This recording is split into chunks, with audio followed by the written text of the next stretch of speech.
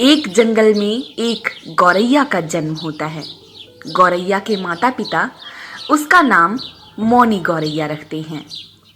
हमारी बेटी कितनी खूबसूरत है, मैं तो चाहती हूँ यह हमेशा खुश रहे। हाँ, भगवान इसे सारी खुशियाँ दे। हमें इसे कभी किसी चीज़ की कमी नहीं होने देना चाहिए और हम होने भी नहीं देंगे। मौनी गौरैया के माँ पिताजी सो रहे थे।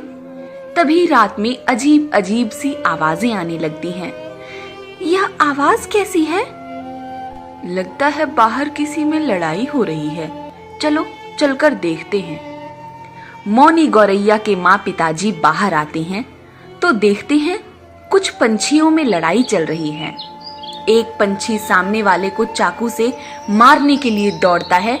तभी मौनी गौरैया के पिता उस चाकू को पकड़ लेते हैं और गलती से सामने वाले पक्षी पर चाकू चल जाता है और उसकी मृत्यु हो जाती है। हत्यारा, हत्यारा, इसने इसकी हत्या कर दी। मौनी गौरैया के पिता से हत्या हो जाती है। सभी पंछी साथ मिलकर मौनी गौरैया के माँ पिताजी की बहुत पिटाई करते हैं। अंत में उन लोगों की भी मृत्यु हो जाती है। छोटी होने की वजह से मौनी कुछ अच्छे से समझ नहीं पाती है। बस वह चुपचाप सब कुछ देखती रहती है। एक कबूतर मौनी गौरैया के पास आता है। इसके माँ पिताजी हत्यारे हैं, इसीलिए हम इसे अपने जंगल में नहीं रखेंगे। यह कहकर सभी मौनी गौरैया को जंगल से बाहर फेंक देते हैं। मौनी गौरैया रोने लगती है और कुछ समझ नहीं पाती। वह कई दिनों तक वहीं भूखी प्यासी पड़ी रहती है। धीरे धीरे वह बड़ी होने लगती है और आसपास से थोड़ा भोजन इकट्ठा करने लगती है। तभी एक दिन जोरदार बारिश हो जाती है और बाढ़ आ जाती है। मौनी गौरैया उस बाढ़ के पानी में फंस जाती है। अरे, यहाँ तो चारों तरफ पानी ही पानी है। अब मैं कैसे निकलूं? कोई रास्ता दिख ही नहीं रहा। मौनी गौरैया के पास जो भी थोड़ा बहुत खाना था वह भी बाढ़ के पानी में बह जाता है। वह चाहकर भी खुद को वहां से निकाल नहीं पा रही थी।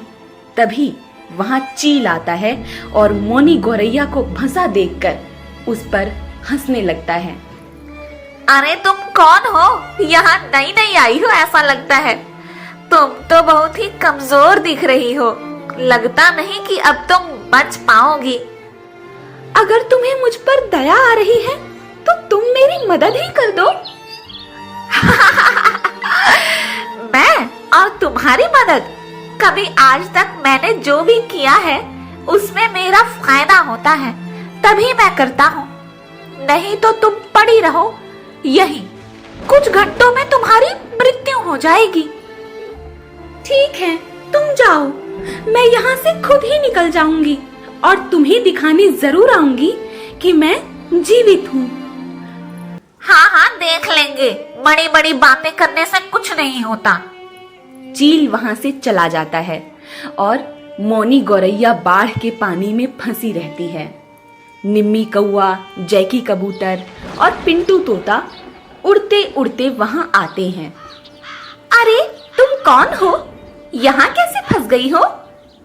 कृपया मेरी मदद करो, मैं बाढ़ के पानी में फंस गई हूँ। सभी मिलकर मौनी को बाढ़ के पानी से निकालते हैं और उसकी मदद करते हैं। धन्यवाद तुम्हारा, तुम लोगों ने मेरी मदद की, मगर उस चील ने मेरी बिल्कुल मदद नहीं की थी। अरे वो चील, वो तो बहुत ही बदमाश है। वो हमारे जंगल में ही रहता है, हम जानते हैं उसके बारे में। मौनी गौरैया सारी बातें उन सभी को बताती है। अरे मौनी, तुम परेशान क्यों होती हो? आज से हम लोग तुम्हारे दोस्त हैं और हम सभी मिलकर एक ही जंगल में रहेंगे। चलो आओ हमारे साथ। इस तरह सभी में दोस्ती हो जाती है और मौनी को एक जंगल मिल जाता है रहने के लिए। मौनी चील के पास आती है और कहती है, देखो चील, मैं जीवित हूँ और तुम्हारे सामने खड़ी हूँ। अब बताओ क्या कहना है? मौनी गौरैया को देखकर चील वहां से भाग जाता है। यह देख सभी हंसने लगते हैं।